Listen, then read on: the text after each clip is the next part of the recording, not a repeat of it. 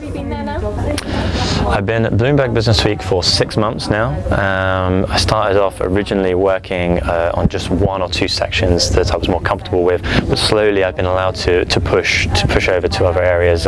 Recently got back from Syria after doing my first almost a war report. It was actually based more on children and victims and the kind of economic side. And I remember using so much of the kind of education that I'd taken from WINOL, and I remember one time in Winchester actually we went to cover the riots, the student riots in London, and I don't think there was any other student journalist there, certainly not from outside inner London. And yeah, we went through quite an experience there in terms of the amount of people there, the violence there.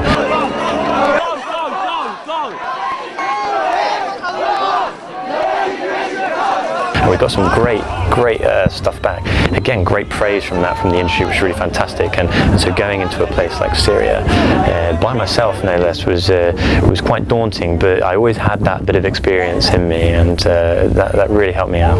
Because at the end of the day, it's copy, it's footage, and they're the only 2 things you can take to someone. You can interview well, but at the end of the day, they want to see work. They want to see a result. And if you are working as hard as they push you to work here, and you're really pushing yourself to your very limits, when you leave, your copy, your portfolio will definitely speak for itself. Hello, good evening. I'm Claire Rice-Brandy, and welcome to the election 2010. WINOL were the first student group to cover a live general election. I remember at first thinking it was a little bit mad. We turned up around 8 o'clock at night, and our goal was to go throughout the night. And it was a hell of an experience that has done so well for me in the future. Well, the Liberal Democrats are not doing as well as expected, which is excellent news for the Conservatives. Clegg effect not living up to getting a lot of great sort of praise from BBC journalists, BBC editors, Sky editors. I mean, my first role outside of WINOL was at Sky News, and it was based on someone who had watched that live election. And here's David Cameron now, joined by his wife Samantha. I think the quality of presenting was excellent all round. I think that is proper journalism. It's as proper as anything the BBC is doing. It's exactly the same thing as the BBC was doing. Editors. I mean, my first role at WINOL was at Sky News, and it was based on someone who had watched that live election. And not only that, but it really fueled my desire for live, hardcore journalism. Really hard-hitting news. The newsroom was a state at the end of it, and everyone was a bit of a mess. But I don't think anyone had a bad experience. Everyone absolutely loved it. You all wanted. That is it. 5:32 in the morning in Winchester. Good from all of us here at Winchester News Online. Good night. Lucky, I had a contact who I had work experience with, who was a guest editor here, who I contacted, and they gave me a morning role at Sky News. It's a fantastic place to be because in the new hub now, it's a big sort of hangar.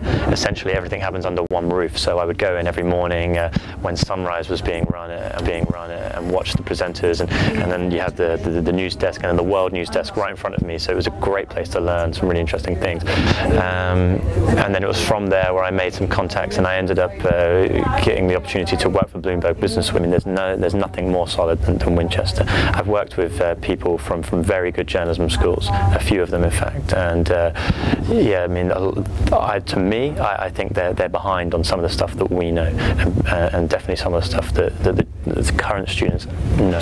To the voters, well, with me is someone who's been following this campaign from the beginning, from the University of Winchester, Winchester Online. Nadine Forshaw. The speed that a lot of us picked up good jobs in journalism was really amazing. I mean, my year particularly, they were scooping up top jobs.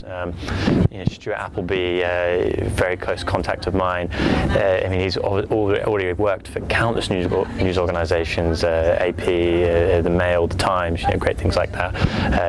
Thomas Hobbs, who works for a top trade magazine, and we had another very good journalist, Claire Rice-Brandy, and she went to Holland and I think ended up working for the Times in Amsterdam. So it just goes to show that not only can you sense that people here can do great things based on the course they're doing, but they're actually ready, focused and prepared enough to go do that, and they are doing it. And yeah, I'm really proud to say that I work with them here today.